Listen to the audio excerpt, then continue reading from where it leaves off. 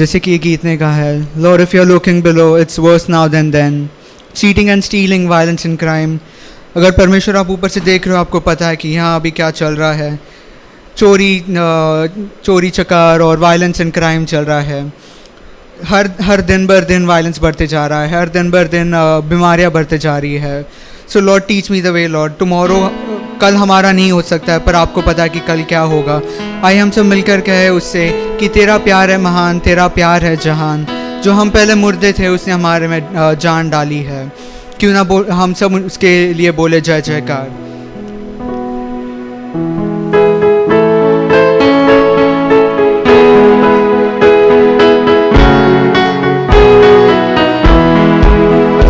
तेरा प्यार है महान, तेरा प्यार है जहां। मैं जो पहले मुर्दा था तूने डाली मुझ में जान। तेरा प्यार है महान, तेरा प्यार है जहां। मैं जो पहले मुर्दा था तूने डाली मुझ में जान। क्यों ना बोलूं फिर मैं तेरी जय जयकार, क्यों ना बोलूं फिर मैं तेरी जय जयकार। जय जयकार जय जयकार, तूने मेरे लिए क्या कुछ ना किया। जय जयकार जय जयकार, तूने मेरे लिए क्या कुछ ना किया। मेरी सूरत बिगड़ी थी, मेरा दिल था खाली, तूने सींचा लहू से ताकि आई हरियाली। मेरी सूरत बिगड़ी थी, मेरा दिल था खाली, तूने सींचा लहू से ताकि आई हरियाली। क्यों ना बोलूं फिर मैं तेरी जय जयकार, क्यों ना बोलूं फिर मैं तेरी जय जयकार।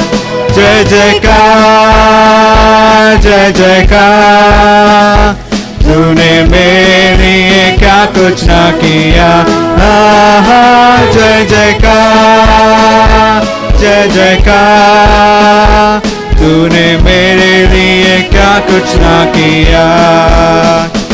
आई जीवन में खुशी, आई अब थी जिंदगी, तू है जिंदा शाफिया, तूने यह है किया। आई जीवन में खुशी, आई अब थी जिंदगी, तू है जिंदा शाफिया, तूने यह है किया। क्यों ना बोलूं फिर मैं तेरी जय जयकार, क्यों ना बोलूं फिर मैं तेरी जय जयकार। जय जयकार जय जयकार, तूने मेरे लिए क्या कुछ ना किया।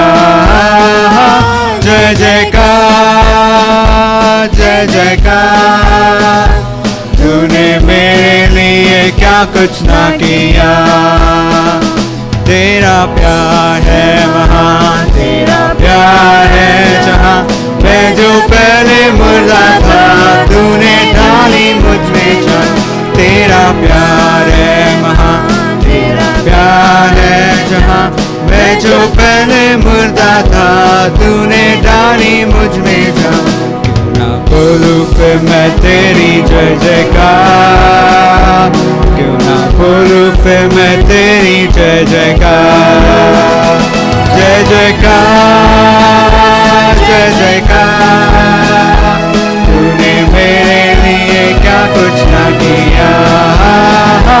जय जयकार जय जयकार, तूने मेरे लिए क्या कुछ ना किया।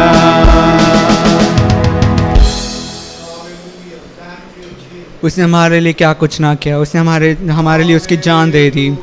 हमारी सूरत बिगड़ी थी, हमारा दिल खाली था, उसने हमारे दिल को उसके प्रेम से भरा है। उसने हमारे दिल को उसके प्यार से भरा, उसके फेथ से भरा है, एक नए होप से भरा है कि हमारे लिए कुछ हो सकता है। आइए हमें अगला गीत गाए जो कहता है, तेरे सन्मुख शीश नवाते हे जग के करतार। डूबे हुए को दे दो सहारा, कर दो बेदा पार।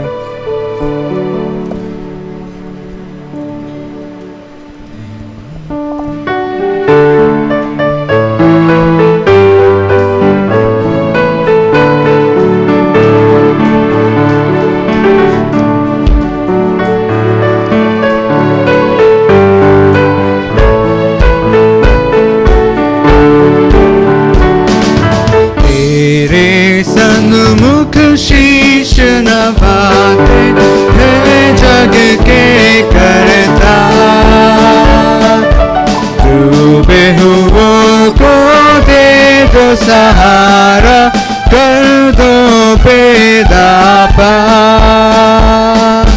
तेरे सन्मुख शीश नवाते हे जग के करता। डूबे हुओं को दे दो सहारा, कर दो बेड़ा पार। पाप के बादल सर पर छाए, गिरा हुआ तूफान। तुम मेरे नैया कौन संभाले, मेरे प्रभु महान। आके बचा लो प्राण हमारे, जग के बनहार। तेरे सन्मुख शीश नवाते हे जग के करता। डूबे हुओं को दे दो सहारा, कर दो बेड़ा पार। जन्म के अंधे को दी आंखें, रोगी लिए बचा। पाप क्षमा की सब पापी के, मुर्दे जी जला। पापी हृदय हम मिलाए, दो दो पालनहार। तेरे सन्मुख शीश नवाते हे जग के करता। डूबे हुओं को दे दो सहारा, कर दो बेड़ा पार। सुंदर पक्षी पर्वत सागर, सबके श्री जनहार। आके विराजो मन मंदिर में, बंदे करे पुकार। व्याकुल हृदय तुमको पुकारे, आजा तारनहार। तेरे सन्मुख शीश नवाते हे जग के करता। डूबे हुओं को दे दो सहारा, कर दो बेड़ा पार। तेरे सन्मुख शीश नवाते हे जग के करता। डूबे हुओं को दे दो सहारा, कर दो बेड़ा पार।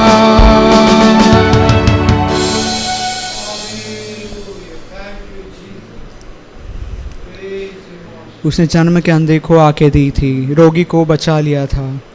पाप क्षमा किए थे उसने सब पापी के, मुर्दे को जलाया था। आए हम कहे कि हमारा पापी हृदय भी हम तेरे पास लेके आते हैं यीशु। तू उसे धो ले, हमारा तेरे समान बना ले, क्योंकि तेरे जैसा कोई नहीं है, तेरे जैसा कहीं नहीं है। तू ही है वो महान परमेश्वर जिसकी स्तुति आसमान और ज़मीन गाते हैं। अंधेरों में वही हमारे लिए रोशनी है, वही हमारा जहाँ है, वहाँ वो जहाँ है हमारे लिए कुछ कमी नहीं होगी। हमारी ज़िंदगी में सब चीज़ें पूरे करने के लिए वही हमारे साथ रहता है। आइए हमें अगला गीत गाएं जो कहता है, तुम सा कोई नहीं, तुम सा कहीं नहीं।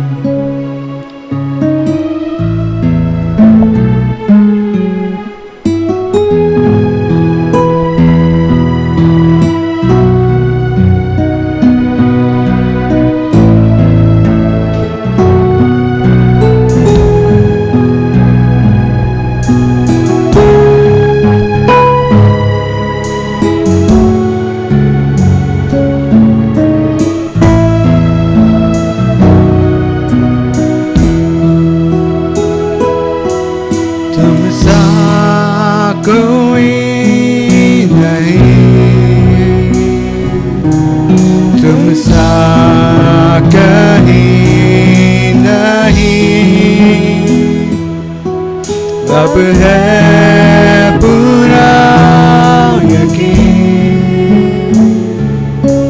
तुम सा कहीं नहीं, तुम सा कोई नहीं, तुम सा कहीं नहीं। अब है पूरा यकीन, तुम सा कहीं नहीं।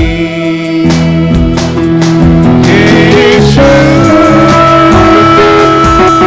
मसीह, वो महिमा तेरी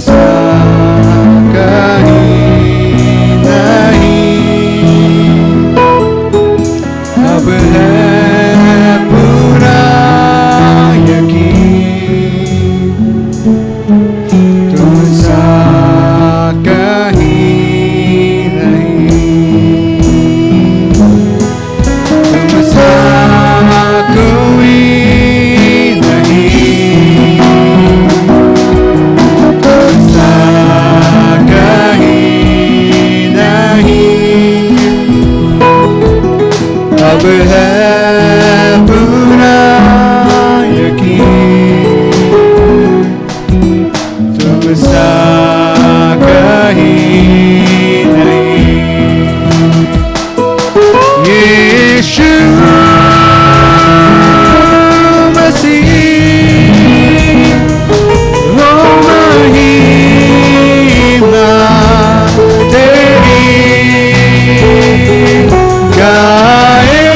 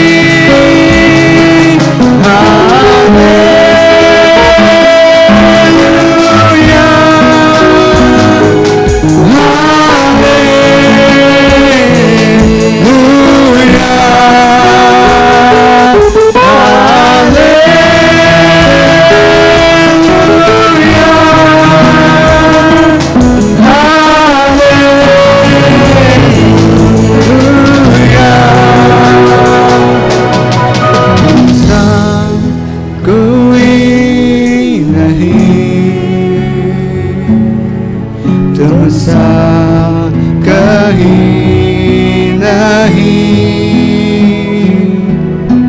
अब है पूरा यकीन,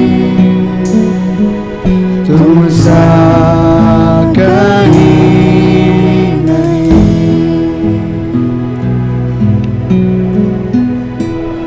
कोई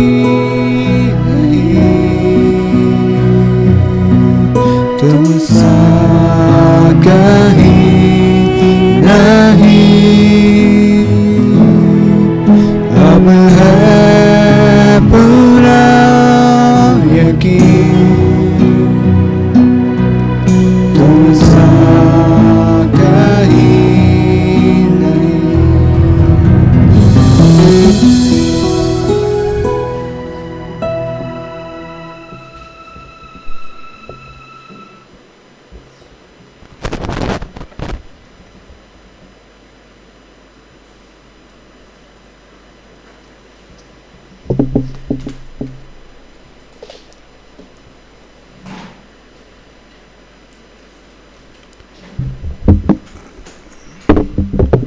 आइए, हमने अच्छा गीत सुना, हमने परमेश्वर को हम सब ने मिलकर अच्छे स्तुति का भेंट चढ़ाया है, क्योंकि उसका जैसा कोई नहीं है, क्योंकि वो खुदा अपने को अपने इसमें से प्रेम रखकर हमें संभाल के लेके आया है। आज के सुबह के समय उस गीत के अनुसार वो प्यार का सागर है, उसका जैसा कोई नहीं है, हमने गीत गाया। आइए उस प्यार के सागर के चरणों में हम लोग अपने अपने सर झुकाएंगे, हम लोग अपने आप को यीशु में सौंप कर प्रार्थना के साथ धन्यवाद करते हुए उनके सम्मुख में आकर उनको धन्यवाद करें। Hallelujah, thank you Jesus, thank you Jesus, thank you Jesus, thank you Jesus. खुदावन यीशु मसीह, जो दिन आपने दिया, आपका नाम का महिमा हो प्रभु जी। स्तुति का बेड में विराजमान होने वाला खुदावन यीशु मसीह, हर एक का दिल से इस स्तुति का बेड चाहने वाला खुदावा आप है प्रभु जी। आपको और कुछ नहीं चाहिए प्रभु जी यीशु मसीह। हर एक चीज़ प्रभु जी आपने कहने से बन गया प्रभु जी यीशु मसीह। मनुष्य को आपने इसलिए बनाया प्रभु जी, मनुष्य प्रभु जी दिल का गहराई से हर समय हर वक्त आपको धन्यवाद कर रहे, स्तुति का बेड चढ़ाए यीशु मसीह। उस स्तुति का बेड में विराजमान होने वाला खुदावन आप है प्रभु जी। दिल का गहराई से एक मन होकर जो स्तुति का बेड चढ़ाया प्रभु जी, वो आप स्वीकार कीजिए प्रभु जी यीशु मसीह। आज के सुबह के समय यीशु मसीह, जहाँ का भी प्रभु जी, जहाँ कहीं भी प्रभु जी यीशु मसीह ऑनलाइन द्वारा हम लोग ने जो भी प्रभु जी आपको स्तुति का बेड चढ़ाया यीशु मसीह, उसमें आपका नाम का महिमा हो प्रभु जी यीशु मसीह। आपका महिमा प्रभु जी हर एक को पर उतरा है प्रभु जी यीशु मसीह, क्योंकि प्रभु जी वो खुदावन आप है प्रभु जी। आपने कहा आखिरी समय में हर एक को पर अपना आत्मा से उंडाल देगा। होने दे प्रभु जी यीशु मसीह, आपका नाम का महिमा प्रभु जी। ये आखिरी समय है यीशु मसीह, आपका आने का समय निकट है प्रभु जी यीशु मसीह। हर एक को प्रभु जी आपका आत्मा से भरकर प्रभु जी आप चलाइए प्रभु जी, आपका आगमन के लिए तैयार कीजिए प्रभु जी। आपको धन्यवाद करते हुए स्तुति का भेंट चढ़ाते हुए प्रभु जी, आपका सच्चा और जिंदा कलम के अनुसार चलने के लिए आप मदद कर प्रभु जी। अभी कुछ देर प्रभु जी आपका भजन संगीत का द्वारा आप बातें कीजिए यीशु मसीह। सब कुछ मैं आपका हाथ में सौंप देता है, यीशु नाज़र के नाम से मान तो सुनल कबूल कर, आमीन। Hallelujah, praise the Lord. आइए हम सब अपने अपने बाइबल को खोलेंगे। भजन संगीत जो 32 उसमें 1 से लेके जो 11 वचन तक है।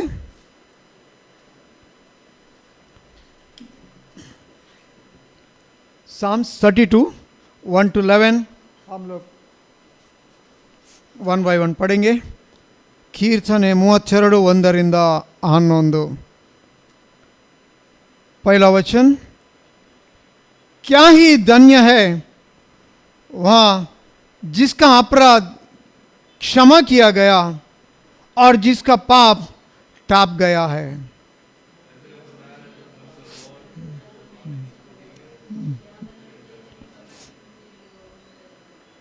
तीसरा वचन, जब मैं चुप रहा तब दिन भर करते करते मेरी हड्डियां पिघल गई।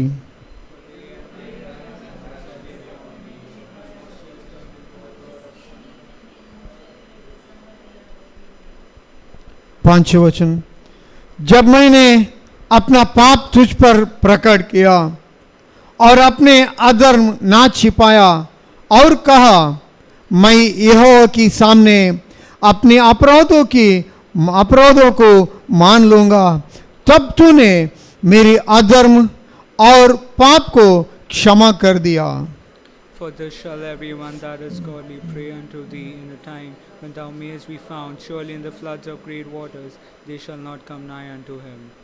सातवां वचन, तू मेरे छिपने का स्थान है, तू संकट में मेरी रक्षा करेगा, तू मुझे चारों ओर से छुटकारे का गीतों से घेर लेगा। I will instruct thee and teach thee in the ways which thou shalt go. I will guide thee with mine eye. नौवां वचन, तुम घोड़े और खच्चर के समान ना बनो जो समझ नहीं सकते हैं, उनकी उमंग लगम और रस से रोकनी पड़ती है, नहीं तो वे तेरी वश में नहीं आने के। Many sorrows shall be to the wicked, but he that trusteth in the Lord, mercy shall compass him about. 11 वचन हम सब मिलकर पढ़ेंगे। Be glad hey in the धर्मियों, Lord and rejoice. Jehovah Be के righteous कारण and shout for joy, आनंदित all ye और that मगन are हो, upright in heart. और हे सब सीधे मन वालों आनंद से जय जयकार करो, आमीन। Hallelujah, praise the Lord. आज के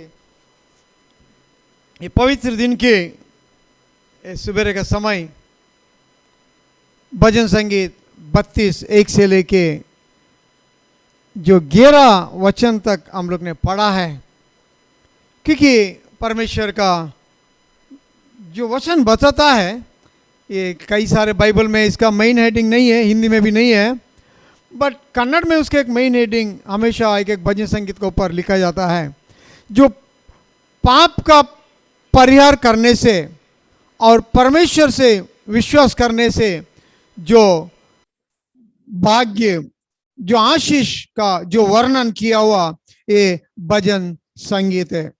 हालेलुया, प्रेज द लॉर्ड। अपनी पाप के लिए जो परिहार होना चाहिए, पाप का परिहार किस रीति से होता है और परमेश्वर का विश्वास किस रीति से बढ़ता है, ये भजन संगीत 32 हमें और आपको ये बताता है। इसके लिए पहला वचन ये लिखता है, क्या ही धन्य है वह जिसका अपराध क्षमा किया गया और जिसका पाप टाप गया हो। क्योंकि हम सब अपराध किया लोग हैं, हम सब पाप किया लोग हैं, हमें जो हमारा पाप क्षमा होना चाहिए, हमारा जो पाप का जो अपराध का जो परिहार होना चाहिए, क्षमा, अपराध को क्षमा किया जाए और पाप को टाप गया है, इसलिए वो जन्य हो जाता है। मगर हमें हमारा और आपका अपराध को क्षमा करने वाला कोई है। इसके लिए यहां वचन लिखा है, जिसका पाप धन्य, जिसका अपराध क्षमा किया गया। एक क्षमा करने वाला कौन है? वो कभी क्षमा हो जाता है क्या? ऐसी क्या कुछ बलि देने से क्षमा हो जाता है, या कुछ दान धर्म देने से क्षमा हो जाता है? क्या मन्नत मांगने से क्या अपराध क्षमा हो जाता है?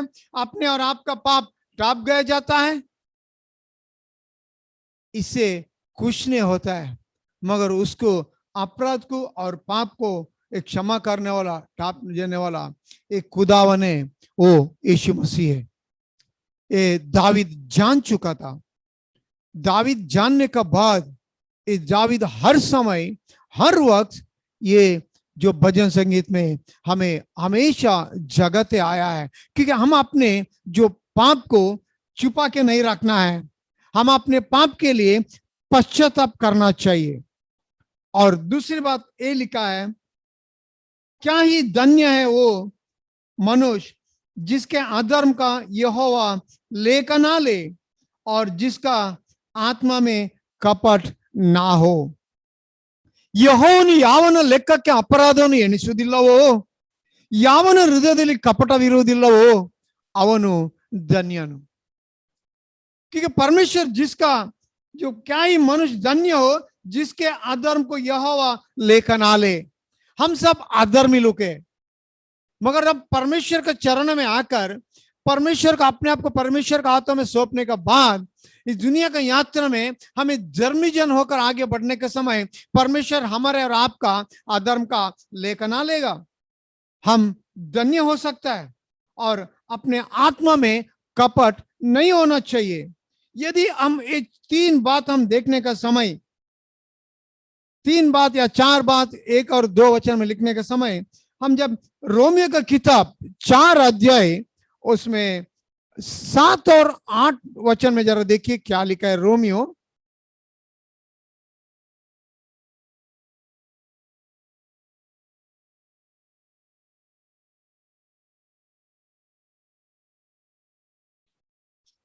उसमें 4 अध्याय उसमें रोमन्स 4 उसमें 7 और 8 में लिखा है, धन्य है वे जिनके अधर्म क्षमा हुआ और जिनके पाप टाप गया है.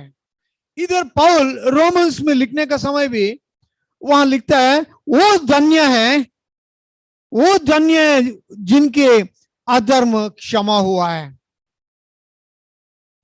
धन्य वो हो जाता है जिनका अधर्म क्षमा हुआ है और जिनके पाप टाप गया है. धन्य है वहां मनुष्य जिसे परमेश्वर पापी ना ठहरा है. 8वें वचन में लिखा है. जो कि पौल ये तीन बात या रोमियो के पौल भी लिखता है, हमें कभी धन्य हो जाता है. परमेश्वर ने पौल को बुलाने का बाद, परमेश्वर ने पौल को अपने ओर लेने का बाद, पौल कोई जो पापी नहीं था, वो उनके जो पुराना नियम हम देखने के समय पुराना नियम का हर लॉ को पालन करने वाला था. वो उसमें एकदम पक्का वो ये था. आज के दिन में देखने जाएगा तो मास्टर ऑफ थियोलॉजिकल किया हुआ वो बता सकता है. गमालियल के चरणों में उन्होंने सब कुछ बातें सीखा था. मगर वही पौल जब वो पहले साउल था, परमेश्वर ने उनको अपने सेवा में बुलाकर अपनी चेला बनाकर जब उनको सेवा में भेजने के समय वो पौल रोमियो को किताब में लिखता है, अपने दान धर्म से अपने आप को इस दुनिया का यात्रा में नीतिमान लेकर जो पुराने नियम के अनुसार चलते हुए तुम कभी धन्य नहीं हो सकता है. इसमें ये लिखा है तुम परमेश्वर तुम्हारा अधर्म को क्षमा करना चाहिए और परमेश्वर तुम्हारा पाप को टाप दिया जाना चाहिए. इसके लिए जब पत्रुस अपने प्रेरितों का काम जब 2:38 में आने के समय पत्रुस वहां ये लिखता है, तुम सब अपना अपने पाप के लिए पश्चाताप करो, मन फिराओ और यीशु मसीह का नाम से बपतिस्मा लो. ये पत्रुस भी जानने के बाद, पत्रुस 3.5 साल उनका सेवा किया था, पत्रुस भी उनको इनकार किया यीशु मसीह को. और वही पत्रुस पवित्र आत्मा आने का बाद किस रीति से वहां की जो आकाश का नीचे धरती का हर एक कोने का लोग उस पर्व का दिन, उस पेंटेकोस्ट का दिन इकट्ठा हुआ था, उन सब लोगों को परमेश्वर का सुसमाचार सुनाया और उन लोग वो सुसमाचार में डर कर और पत्रुस और बाकी चेला लोग से कहा, हे भाइयों अब हम क्या करें. सुसमाचार में वो सब लोगों को जो धरती का नीचे, आकाश का नीचे धरती का कोने कोने के लोग पेंटेकोस्ट का दिन इकट्ठे होते, उन लोगों जो पत्रुस का सुसमाचार को गॉस्पेल को सुनकर उनका दिल में छेद गया और उन्होंने दिल का गहराई से ये कहा, हे भाइयों अभी हम क्या करें. जब भी पत्रुस कहता है तुम सब अपने अपने पाप के लिए पश्चाताप करो और मन फिराओ, हमें जब ये करने का समय, हम परमेश्वर हमें धर्मजन ठहराएगा, परमेश्वर अपने अधर्म को निकाल डालेगा, परमेश्वर हमारे और आपका पाप को क्षमा करेगा। क्योंकि अगर पुराने नियम में देखेगा तो मूसा का लॉ ये था, अगर वो नियम को पालन नहीं करेगा, उनको 2 या 3 गवाही के साथ खड़ा करने का, और उनके पर कोई दया नहीं रखना है, उनको मौत का जो सजा है। मगर परमेश्वर का दया, परमेश्वर उस मौत की सजा से हम सबको छुटकारा देकर, हमें और आपको एक ग्रेस पीरियड देकर आज हमें और आपको यहां जीवित रखा है। इसके लिए देखो जो यूहन्ना 1:29 में क्या लिखा है। यूहन्ना का सुसमाचार, book of John, gospel John, उसमें 1 अध्याय, उसमें 29 वर्स 29 वचन लिखा है।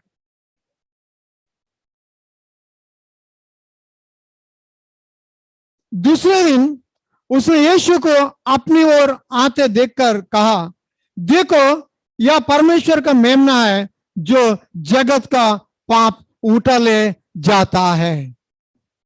देखो दूसरे दिन जब यूहन्ना ने यीशु को देखकर कहा, देखो यह परमेश्वर का मेमना है जो जगत का पाप उठा ले जाना आया है। हम सब पापी लोग हैं, पूरा जगत पाप में डूब गया था, मगर हम सबको पापों से छुटकारा देने के लिए वो परमेश्वर मानव रूप धारण करके आया है। और अभी हम एक वचन पढ़ता है, वही गॉस्पेल जॉन, उसमें 1 अध्याय 47 में, क्योंकि हमने दूसरा वचन ये पढ़ा, क्या ही धन्य है मनुष्य जिसके अधर्म का यह लेकर ना ले। वो लेकर ना लेने के लिए अपने आप में वो सब दोष उठा लेने के लिए धरती में आया। सेकंड लिखा है, और जिसका आत्मा में कपट ना हो। हमें, हमारा और आपका आत्मा में कपट ना होना चाहिए। इसके लिए यूहन्ना 1:47 में 1:47 में ये लिखा है, यूहन्ना का सुसमाचार 1 अध्याय 48वां वचन ये लिखा है, नतनएल ने उससे कहा, तू मुझे कैसा जानता है? यीशु ने उनको उत्तर दिया, इससे पहले कि पिलातुस ने तुझे बुलाया गया, तू अंजीर के पेड़ के तले था, तब मैंने तुझे देखा था। देखो इसमें यीशु ने नतनएल के बारे में इससे पहले एक बार देखा है। देखो 47 लिखा है, यीशु ने नतनएल को अपनी ओर आते देखकर उसके विषय में कहा, देखो यह सचमुच इस्राएली है, इसमें कपट नहीं है। नतनएल के बारे में यीशु ने स्वयं कहता है 47 में, यीशु ने नतनएल को अपनी ओर आते देखकर उसके विषय में कहा, देखो ये सचमुच इस्राएली है। हमें यीशु के पास आने के समय हमें निष्कपट होके आना है, हमें सचमुच इस्राएल बन के आना है, क्योंकि वो इस्राएल लोगों के लिए यीशु मसीह ने इस दुनिया में मनुष्य रूप धारण करके पहले आया है। इसके लिए वचन बताता है सुसमाचार में, जब दूत ने के मरिया को कहा, मरिया तू गर्भवती होकर एक बच्चे को जन्मेगा, उसके यीशु करके नाम रखना, वो उनकी लोगों को बचाने के लिए आया है। उनकी लोगों को, अपनी लोगों को बचाने के लिए यीशु मसीह आया, उनको लोगों को। हमारे लिए, आपके लिए नहीं आया था, इजराइल के लिए आया था, वो उनकी लोग थे। इसके लिए नतनएल का जो दिल का गहराई देखने वाला हमारा और आपका खुदा यीशु मसीह है। इसके लिए नतनएल को अंदरूनी देखने वाला परमेश्वर यीशु मसीह नतनएल को दूर से देखकर कहता है, देखो ये सचमुच इजराइल है और इसमें कपट नहीं है। हमें और आपको इजराइल बनकर निष्कपट होकर हमें यीशु का पास आना है। आज का समय जब हम निष्कपट बन के आने के समय, यीशु मसीह यहाँ जैसे नतनएल के बारे में गवाही दिया है, ऐसे यीशु मसीह हमें और आपका अंदरूनी देखकर अपनी आत्मा से भर देगा। हालेलुया। ये मेरा बेटा है, ये मेरा बेटी है, ये पक्का इजरायली है, ये मेरा बच्चा है, ये निष्कपट है। क्या हम अपने आप को परीक्षा कर सकते हैं? हम निष्कपट है, हम असली इजरायली है? इसके लिए पौल कोरिन्थ सभा में लिखने के समय ये बात लिखता है, हे कोरिन्थ के लोगों, क्या यीशु का आत्मा तुम्हारे अंदर है या नहीं है तुम्हें मालूम नहीं है? अगर यीशु का आत्मा तुम्हारे अंदर नहीं है, तुम यीशु का नहीं है, क्योंकि तुम अयोग्य है करके वचन में लिखता है। ಕರ್ತನ ಆತ್ಮ ನಿಮ್ಮಲ್ಲಿ ಇದೆಯೋ ಇಲ್ಲವೆಂದು ನಿಮಗೆ ಗೊತ್ತಿಲ್ಲವೋ? ಒಂದು ವೇಳೆ ಕರ್ತನ ಆತ್ಮ ನಿಮ್ಮಲ್ಲಿ ಇಲ್ಲದಿದ್ದರೆ ನೀವು ಅಯೋಗ್ಯರೇ ಸರಿ ಎಂದು ಕೊರಿಂಥರಿಗೆ पौल ಹೇಳುತ್ತಾನೆ। मगर हमें और आपको ये पहला और दूसरा वचन में बहुत अच्छे से लिखा है, जिसका जो हम हमारा अपराध क्षमा होना चाहिए और हमारा पाप ठाप देना चाहिए, और सेकंड हमें जो हमारा पाप को परमेश्वर लेकर नहीं लेना चाहिए, और हमारा और आपका हम निष्कपट होना चाहिए, जब हम धन्य हो सकते हैं। ये चार चीज हमें करने के लिए हमें क्या करना चाहिए? इसके लिए तीसरा वचन में ये लिखता है, जब मैं चुप रहा तब दिन भर कराते कराते मेरी हड्डियां पिघल गई। हिंदी में एक अलग वर्ड लिखा है, इंग्लिश में भी लिखा है व्हेन आई केप्ट साइलेंस करके लिखा है, बट कन्नड़ में ऐसा लिखा है, ನಾನು ನನ್ನ ಪಾಪವನ್ನು ಅರಿಕೆ ಮಾಡದೆ ಇದ್ದಾಗ।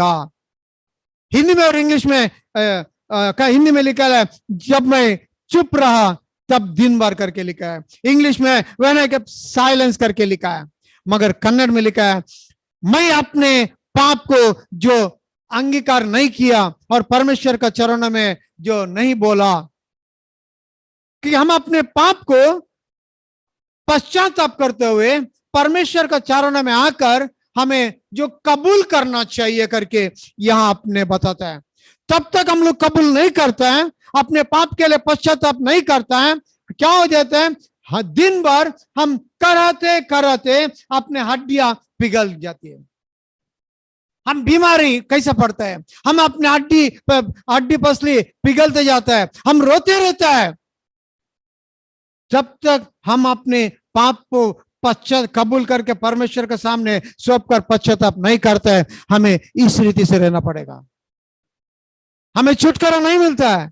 इसके लिए भजन संगीत में लिखता है, अगर ऐसा नहीं होता है, हम कबूल नहीं करते हैं, हम पश्चाताप नहीं करते हैं, चौथा वचन लिखता है, क्योंकि रात दिन मैं तेरे हाथों के नीचे दबा रहा और मेरी तहरावट धूप काल की सारे जराहट की बनती गई है। ಹಗಲಿರುಳು ನಿನ್ನ ಶಿಕ್ಷಾಸ್ತವು ನನ್ನ ಮೇಲೆ ಭಾರವಾಗಿತ್ತು। हमने पश्चाताप नहीं किया।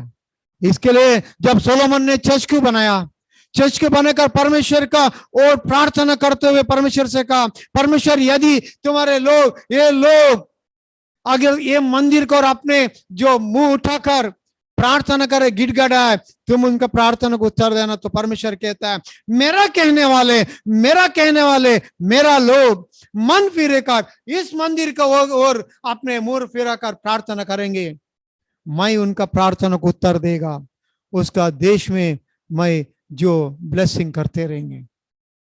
आज मैं और आप ये जो समय संकट की समय है, हमें पश्चाताप करना जरूरी है। पूरा दुनिया में जो बीमारी फैल चुका है, कुछ ना कुछ आते रहता है, मगर हमें और आपको किया हुआ पाप के लिए पश्चाताप करते हुए निष्कपट मन से परमेश्वर को और आने के समय परमेश्वर अपने पाप को क्षमा करेगा, अपने जो अपराध को क्षमा करेगा, अपने पाप को और टाप देंगे, और हमें अपने आत्मा से हमें और आपको बढ़कर वो चलाएगा। उसके बाद में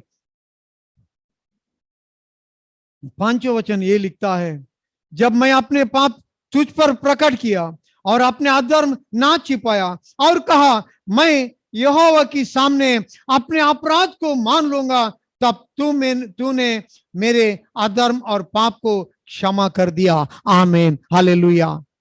3 भाग एक भजन संगीत हमें यह बताता है, हमें जिस रीति से हम परमेश्वर का चरणों में आके गिड़गिड़ाना चाहिए, रोना चाहिए, अपने पाप के लिए पश्चाताप करना चाहिए। जब करने का बाद इधर उत्तर भी मिला करके 5वां वचन में हमें लिखता है, और 6 वचन ये लिखते हैं, इस कारण हर एक वक्त तुझसे ऐसा समय में प्रार्थना करे जबकि तो मिल सकता है। निश्चय जब जल की बड़ी बाढ़ आए तो भी उस भक्त के पास ना पहुंचेंगे।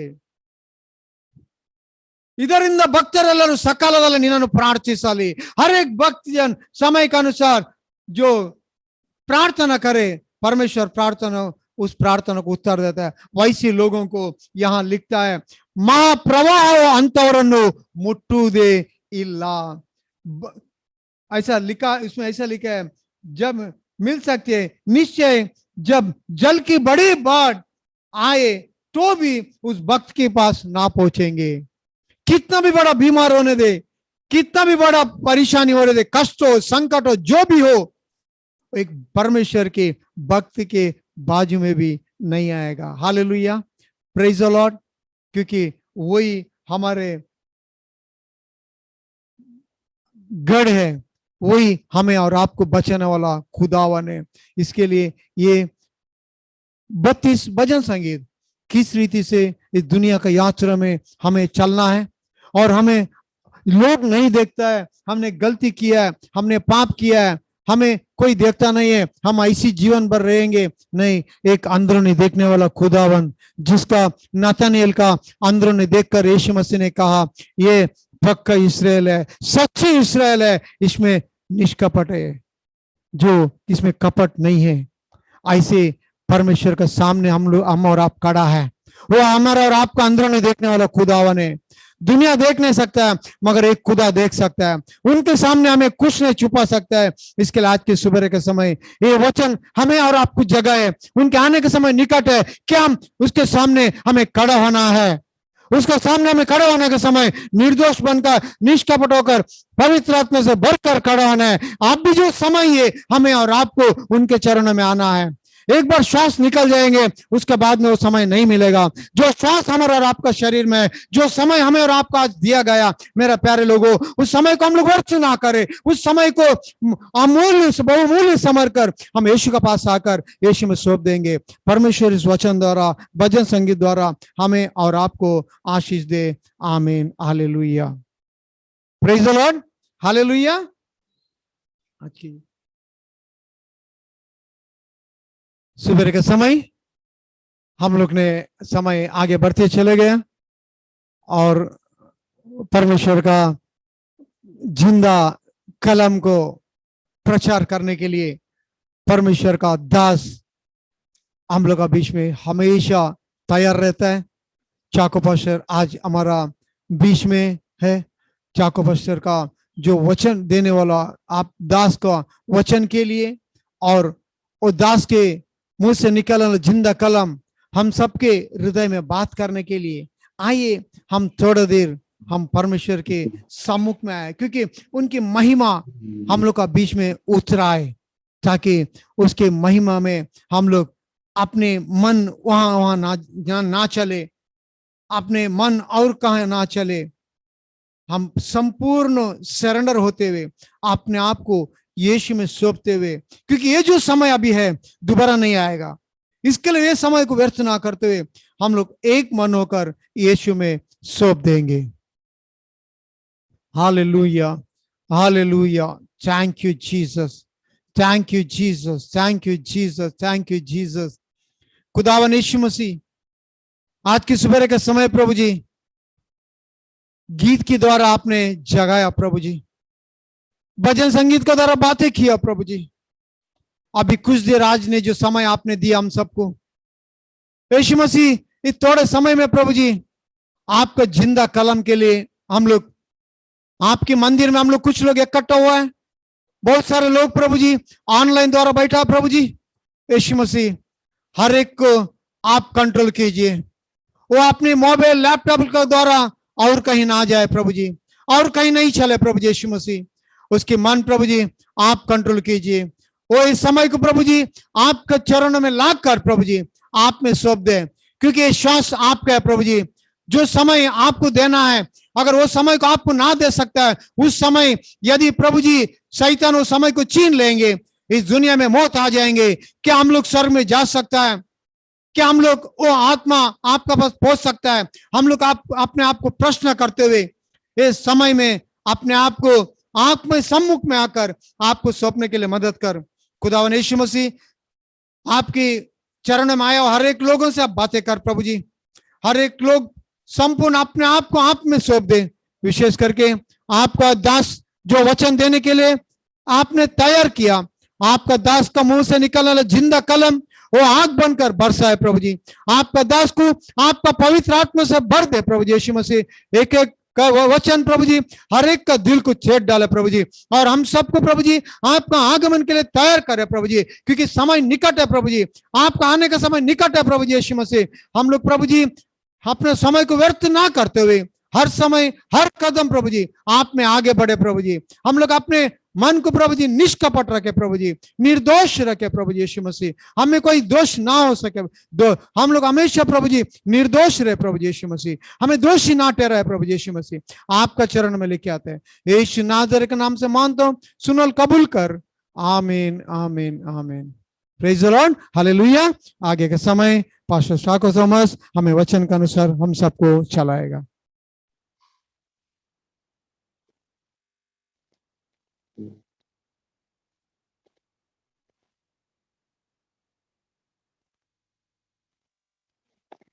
सब ठीक नहीं ऐसे बोलो। हेलो हेलो, हाँ पास्टर, आवाज आ रहा है। आवाज आ रहा है। ओके, शुरू करूं? हेलो, शुरू हाँ करूं? पास्टर, हाँ। Okay okay okay. सो सारे भाई बहनों को प्रभु यीशु मसीह के नाम से आज सुबह के समय सबको शालोम, प्रेज द लॉर्ड।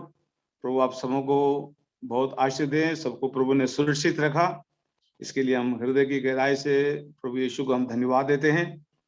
और आज सुबह के समय जबकि लॉकडाउन का समय ऑनलाइन के अंदर से हमारा संदेश लोगों तक पहुंच रहा है, लोग घर में बैठे परमेश्वर के वचन को सुन रहे हैं। जैसा पास्टर जोनी ने आपको पहले से जगाया है कि कंप्यूटर और किसी बातों में ऑनलाइन करके जाके मत बैठना, आप परमेश्वर के वचन को आप सुनते रहिए। तो मेरे भी यही इच्छा है कि अब आप लोगों का मैं ज्यादा समय नहीं लूंगा,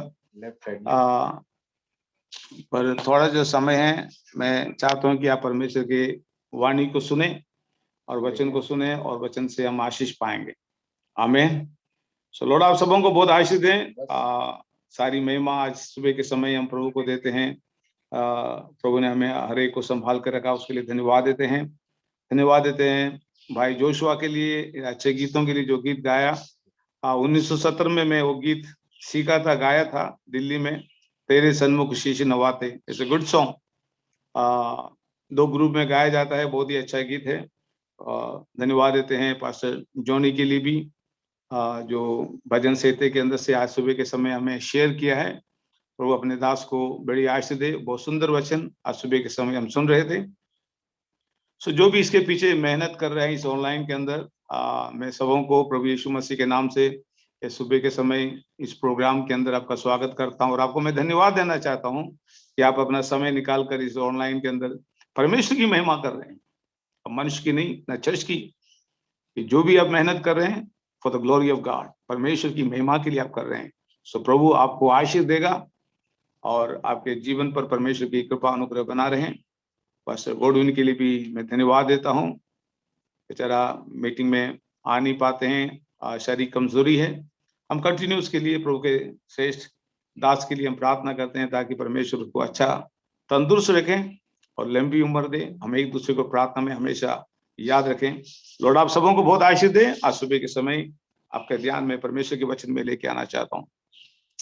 ओके, बहुत समय से हम परमेश्वर के वचन उत्पत्ति से लेके यूदा तक हम पढ़ते हैं और सुनते हैं। सभी पास्टर लोग परमेश्वर के इन सारे वचनों से श्रेष्ठ परमेश्वर के विचार को आपके सामने लेके आते, प्रकट करते हैं। आज सुबह के समय मेरे दिल के अंदर ये प्रेरणा हुआ, क्यों ना हम एक नया बुक स्टार्ट करें, बाइबल के बाहर नहीं, बाइबल के अंदर की बुक है, जिसको हम आखिरी बुक कहला जाता है, last book, the book of revelation, प्रकटीकरण की किताब। बहुत सारे लोग बोलते हैं पास्टर हमको ये समझ में नहीं आते हैं, ये प्रकटीकरण इसलिए मैं पढ़ता नहीं है। और बहुत सारे लोग प्रचार नहीं करते हैं, तो समझ में नहीं आते प्रचार करने वाले को या सुनने वाले को क्या है, क्योंकि बहुत ही हार्ड है, सच बात है, इसमें तो कोई दो राय नहीं। क्योंकि रेवलेशन जो होता है समझने के लिए थोड़ा सा समय लगता है, जिसके लिए अपना तन, अपना मन, अपना हृदय प्रभु के तरफ के अंदर हम लगाए रखें, ताकि परमेश्वर के वचन से हम कुछ बातें आज सुबह के समय हम सीखेंगे।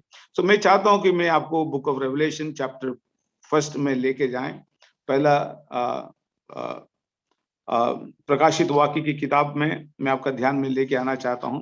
पर इससे पहले कि मैं एक बात और बताना चाहता हूं कि जो समय के अंदर हम रह रहे हैं, समय बहुत ही खराब है। लोग सोचते हैं कि समय वापस आएगा, पर मैं आपको बताना चाहता हूं, घड़ियाल का सुई एक दफा चालू हो जाता है, वो वापस नहीं आते। समय हमारे आगे से निकलता है, वो समय वापस कभी नहीं आता है। तो समय से, बाइबल बताती है, समय को जानकर नींद से जाग उठने का समय आ गया है। रेवलेशन की किताब बहुत ही अच्छी बात है, और इसमें हमें जानना जरूरी है। चर्च में एक समय ऐसा था, हम लोग चर्च में भीड़ के साथ जाते थे, कई लोग मिलकर जाते थे, अकेले भी जाते थे, बड़े आनंद के साथ में चर्च में जाते, आनंद मनाते थे और आनंद के साथ में वापिस आते थे। Now the time is gone, समय हमारे आगे से चले गया। 42 शाम्स के अंदर भजन संहिता का मेरा विषय नहीं, पर एक वचन आपके ध्यान में रखे मैं लेके आना चाहता हूँ। 42 भजन संहिता के अंदर उसका 4 वचन में इस प्रकार से हम पढ़ते हैं, इन बातों को याद करके मेरे दिल भर आता है कि मैं किस तरह भीड़ यानी ईद मनाने वालों के ईद मनाने वाले जमात के हमरा खुशी और हमद करता हुआ उनका खुदा के घर में ले जाता है। उर्दू अच्छा शब्द है, किस तरह भीड़ यानी ईद मनाने के लिए। ना, ईद जो है मुस्लिम समाज के अंदर का एक बहुत बड़ा त्योहार है। आप इसको ये मत समझना कि ये मुस्लिम का ही है, पर उर्दू बाइबल के अंदर उसको ईद कहा गया। ईद का मतलब है त्योहार, in other words is a festival, खुशी का दिन। तो चर्च जो है एक खुशी का जगह है, चर्च एक जगह है, एक संगति का जगह है। चर्च एक ऐसी जगह जहां पर आनंद मनाया जाता है। चर्च ऐसी जगह है एक दूसरे से भेंट करते हैं। तो जिसको उर्दू भाषा में हम उसको ईद मनाने के लिए जाते हैं, मतलब खुशी के उत्सव मनाने को जाते थे। शायद मेरे ख्याल से हिंदी बाइबल में एक मिनट आपका ध्यान में लेके आना चाहता हूँ कि उसमें अच्छा है। 42 शाम्स के अंदर इसी प्रकार से पढ़ते हैं, मैं कैसे भीड़ के साथ आया करता था, मतलब it is the first tense. पहले के एक समय था जब हम चर्च में भीड़ के साथ में एंजॉय, आनंद मनाने के लिए हम जाते थे। मैं जय जयकार और धन्यवाद के साथ उत्सव मनाने वाले भीड़ के बीच में परमेश्वर के भवन को धीरे धीरे जाया करता था। ये सब पास्ट टेंस में, पर अब वो नहीं रहे। अब हम ईद मनाने को नहीं जा रहे हैं, जा नहीं पा रहे हैं। अभी अकेले 2-3 दिन बैठ के ईद मनाओ, मतलब उत्सव मनाओ। ये जो समय बहुत खराब आ गया हमारे सामने, इसलिए हमें बड़े भाई और भक्ति के साथ हमारे क्रिस्तीय जीवन बिताना चाहिए। और जो भी समय मिलता है मैं आपको बताना चाहता हूँ, परमेश्वर के वचन को घर में लेकर आप बाइबल को पढ़ो और प्रभु से प्रार्थना करो। प्रभु इस वचन से आपसे बात करेगा और हम अपने जीवन को परमेश्वर के वचन के सामने समर्पण करें। राइट, 11 बज गए हैं, मैं आपका समय ज्यादा नहीं लूंगा। ओके, जल्दी से हम जाएंगे बुक ऑफ रेवलेशन, प्रकटीकरण की किताब, उसका पहला अध्याय में से हम देखेंगे क्या लिखता है। इसमें बाइबल बताती है, यीशु मसीह का प्रकाशित वाक्य जो इसे परमेश्वर ने इसलिए दिया गया कि अपने दासों को वे बातें जिनका शीघ्र होना अवश्य है दिखाएं, और अपने स्वर्गदूत को भेजकर उसके द्वारा अपने दास यूहन्ना को बताया, जिसने परमेश्वर के वचन यीशु मसीह के गवाही, अर्थात जो कुछ उसने देखा था उसकी गवाही दी। धन्य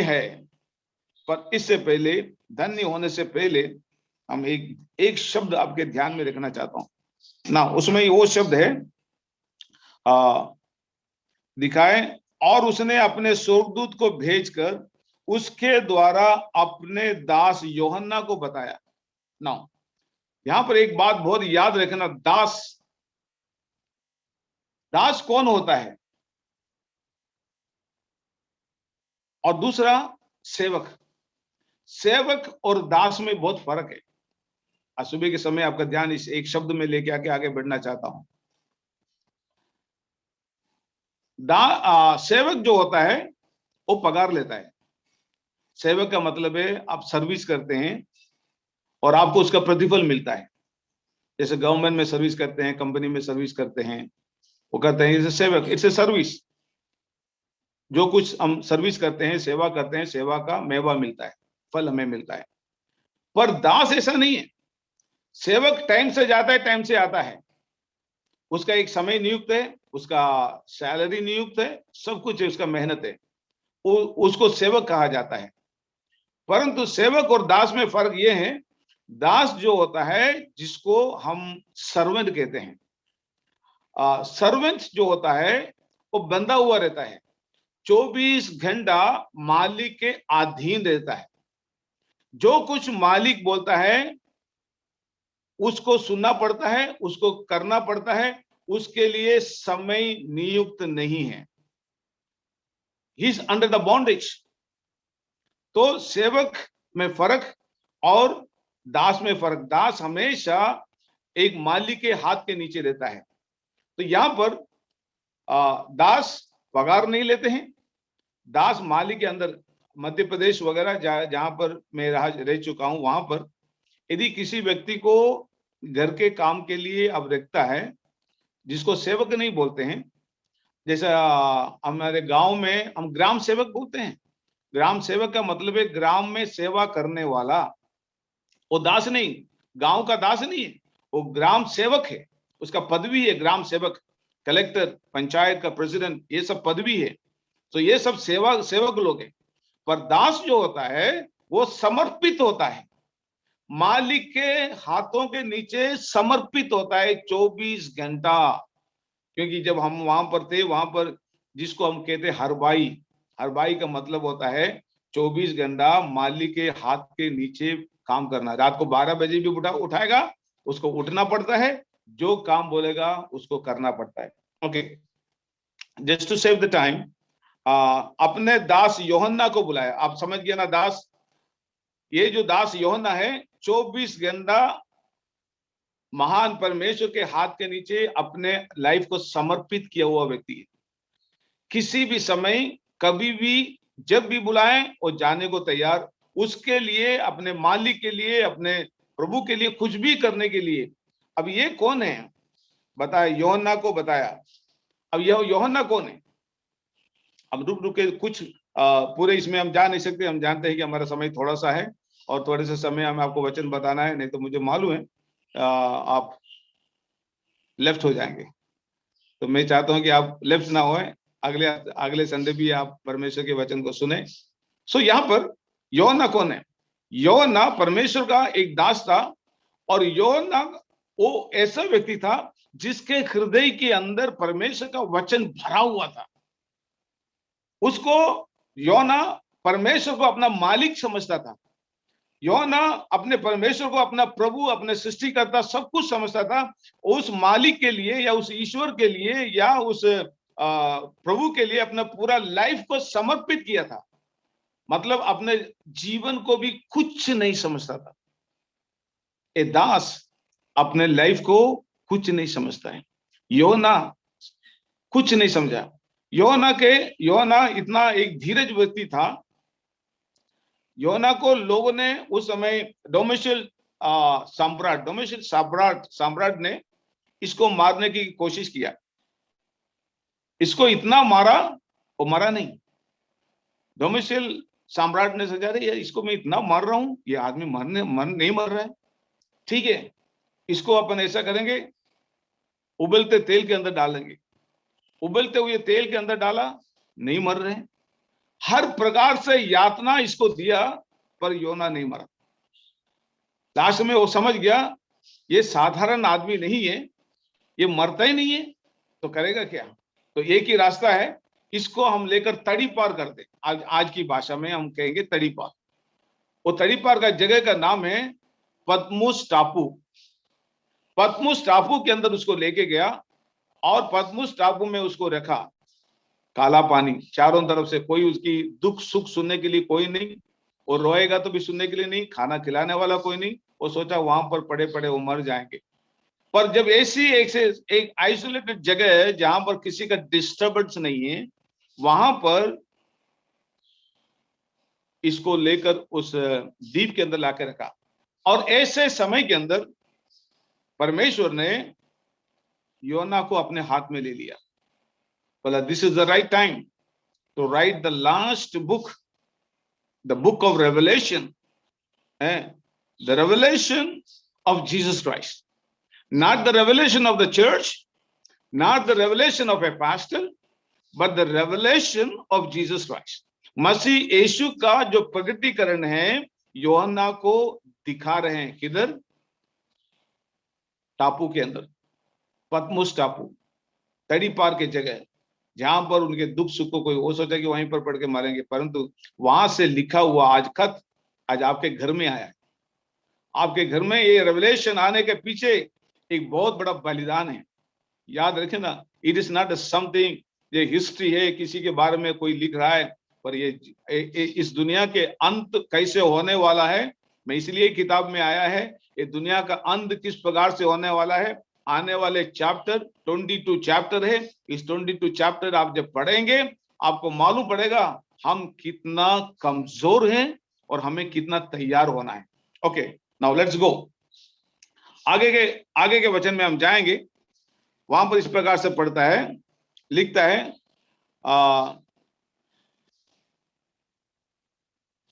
वह हमसे प्रेम रखता है और उसने अपने लहू के द्वारा हमें पापों से छुड़ाया है और हमें एक राज्य और अपने पिता परमेश्वर के लिए याजक बनाया है।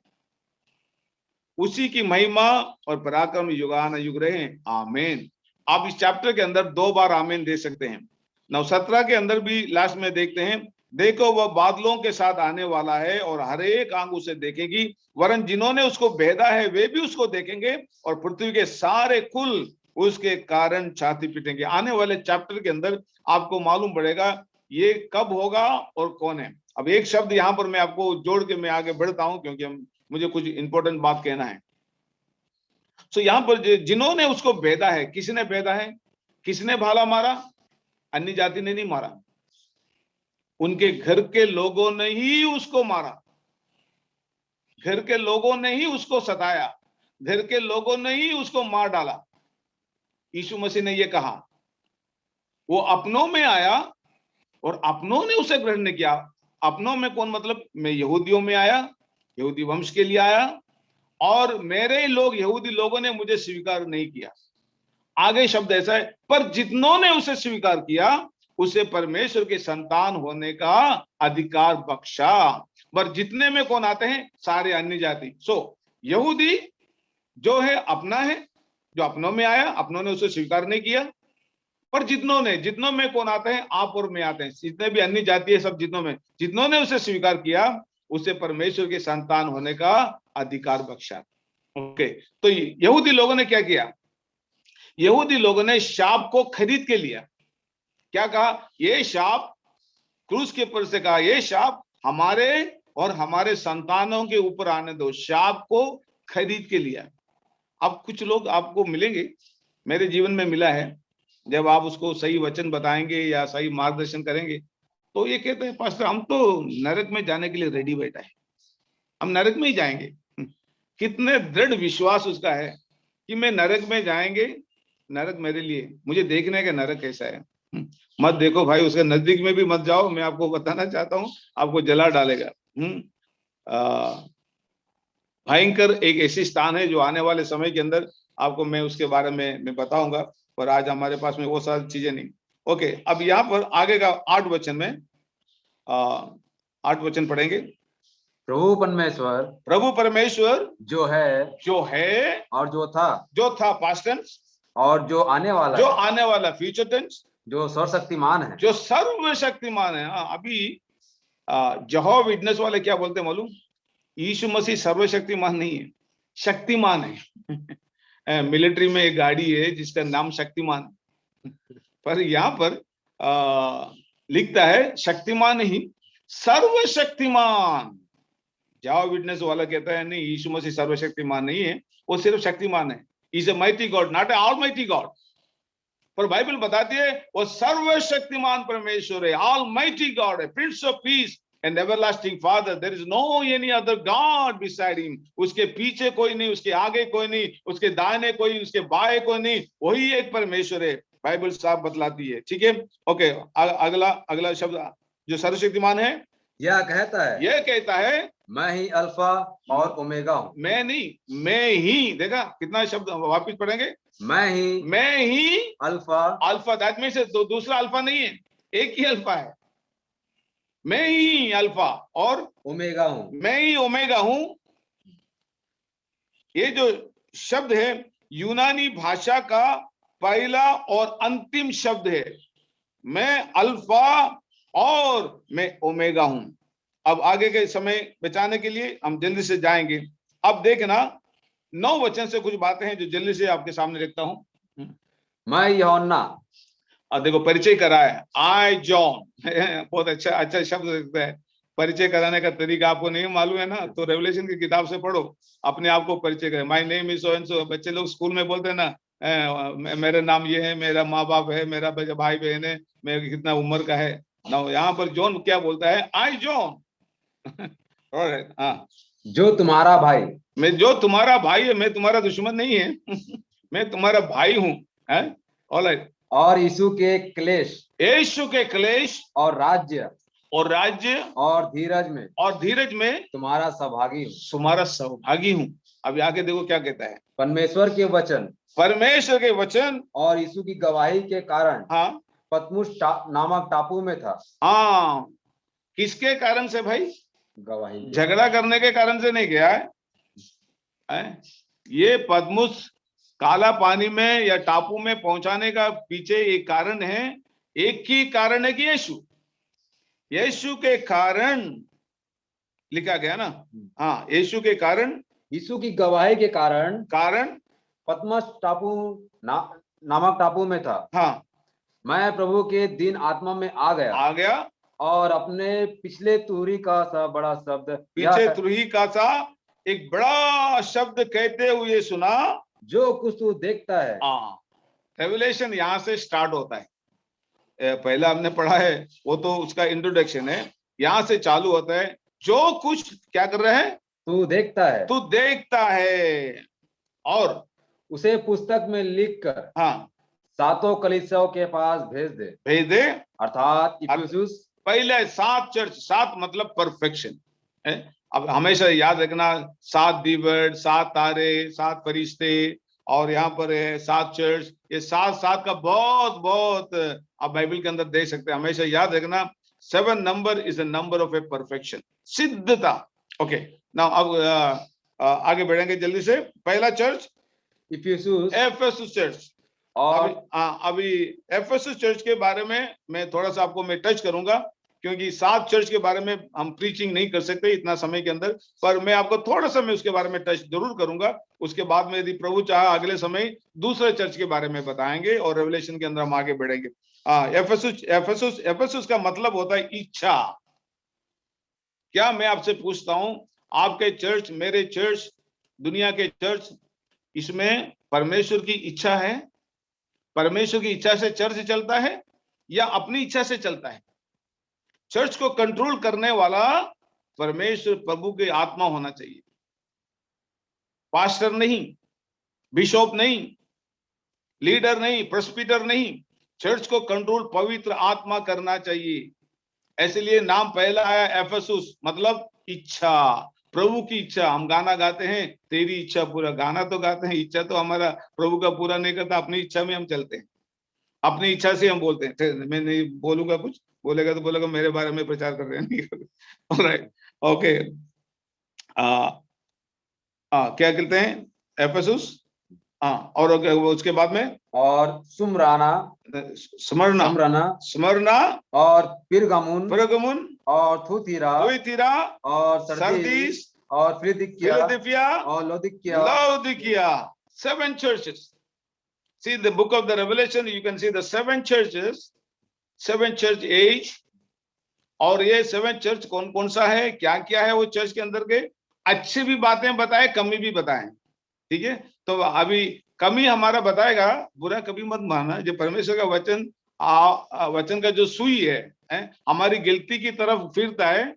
आपने देखा पॉलिटिक्स के अंदर लोग बात करते हैं, कभी कभी मैं न्यूज सुनता हूँ तो न्यूज के अंदर वो लोग बोलते हैं ये शंका की सुई है ना, इसकी तरफ बढ़ रहा है शंका की सुई इनकी तरफ बढ़ रहा है। तो आज ये जो है रेवलेशन जो पढ़ा है, इसके अंदर बहुत सारे सुई है ना, आपकी तरफ मेरे तरफ भी आएगा मैं भी बेच नहीं सकता, आप भी बेच नहीं सकता है। ये जो सुई है हम दोनों की तरफ बढ़ेगा, तो जो दोनों की तरफ बढ़ेगा, मुझे भी बुरा नहीं लगना, आपको भी बुरा नहीं, आपकी अच्छाई के लिए, मेरी अच्छाई के लिए। ऑलराइट, सो हम वापिस उससे पहले हम आएंगे इस किताब की खूबी के बारे में, क्या है इसके बारे में, उसका पहला अध्याय उसका दूसरा वचन पढ़ेंगे, तीसरा वचन पढ़ेंगे। धन्य है मतलब ब्लेसेड, भाग्यवान वो व्यक्ति है वह जो इस भविष्यवाणी के वचन को पढ़ता है। हाँ, पहली बात परमेश्वर के वचन को पढ़ता है। लॉकडाउन में आप दिल से बोलना, कितने चैप्टर आप पढ़ते हैं बाइबल घर में? कभी खोलता है क्या बाइबल? ये नहीं कि सब नहीं खोलता, ऐसा नहीं। बहुत सारे परिवार के अंदर बाइबल खोलते हैं और पढ़ाई होता है, पढ़ते हैं बाइबल को और आदर करते हैं, प्रार्थना करके सोते हैं। इट्स गुड, मैं उनकी प्रशंसा करता हूं। पर बहुत सारे बोर्न अगेन जो क्रिश्चियन है, वो बोर्न हो गया है, अगेन नहीं हुआ है, जो बाइबल कभी पढ़ते भी नहीं। कभी एक घर में गया, बात करते करते मैंने से बोला चलो अपन ये वचन पढ़ेंगे, बाइबल। बेटा बाइबल किधर है, जरा ढूंढो, किधर किधर है। तो बाइबल ढूंढ रहा है, घर में बाइबल रखा है, घर में माँ बाप को पता नहीं, और ढूंढ रहा है, बेटा बेटा बाइबल देखो कहाँ है। और बाइबल लेके आया तो देखने लायक था, उसके ऊपर मट्टी, कितना डस्ट बैठा, कपड़ा लेके आके पोंछ रहे। तो इसका मतलब क्या है, आप कितना उससे प्यार करता है। देखो रोज नहाते हैं, बदन को साफ करता है, पर बाइबल को मट्टी लगा हुआ है उसके साफ नहीं। मतलब इसका मतलब होता है कि बाइबल पढ़ता नहीं। ओके, बाइबल पढ़ने वाला भाग्यवान है। इसलिए मैं आपको बताना चाहता हूं, बाइबल सोसाइटी में बाइबल लेने के लिए अभी कोई नहीं जा रहे हैं। क्यों नहीं जा रहे हैं? कि मोबाइल आपका बाइबल बन गया है। बाइबल लेके चर्च में जाना शर्मिंदा होता है, शर्म लगता है कि इतना वजन है, लोग देखेंगे, क्या बोलेगा, ये क्रिश्चियन आदमी है, चर्च में जा रहा है। सो बाइबल लेके जाना होगा तो थैली वैली में बांध बूंद के, जैसा सब्जी लेके जाते हैं वैसा उनको लेके जाते हैं। पर इसका सम्मान आदर कितना होना चाहिए, अब देखिए मैं आपको बताता हूं। भाग्यवान बोलते हैं इसको पढ़ता है। मोबाइल पढ़ने के बारे में नहीं बता रहा हूं, मोबाइल में बहुत कुछ भरा हुआ रहता है, मैं उसके बारे में नहीं बोल रहा हूं। अच्छी बात है, उसमें जो कुछ भरा है अच्छी है, आपको जरूरत पड़ता है आप उसको देखते हैं। पर बाइबल जो है बहुत सारी चीजें नहीं भरा है, इसमें पूरा परमेश्वर का वचन भरा हुआ है। आपको इसके अंदर और कोई चीजें नहीं मिलेंगी। आपका नजर उस वचन ऊपर रहेगा, आपका जीवन आशीर्वादित होगा। और लिखा है जो धन्य है जो इस वचन को पढ़ता है। मैं आपको जल्दी से मैं इसका फायदा बताता हूँ वचन पढ़ने से। प्रेरितों की किताब जल्दी से पढ़ना, प्रेरितों की किताब उसका 8 अध्याय 26 से लेकर 40 वचन तक पढ़ेंगे। प्रेरित 8 उसका 26 से, एक्ट चैप्टर 8 वर्स 26 to 40। ओके। फिर प्रभु के एक स्वर्गदूत ने फिलिप्पुस से कहा उठ और दक्षिण की ओर उस मार्ग पर जा जो यरूशलेम से गाजा को जाता है। अभी गाजा पट्टी में मारा मारी हुआ ना, लड़ाई हुआ ना, बम गिरा ना है ये गाजा अभी हम सुन रहे हैं, पर ये तो प्रेरितों की किताब में गाजा है। गांजा नहीं है, गाजा है ऑलराइट। यह रेगिस्तान मार्ग है, ये रेगिस्तान मार्ग है।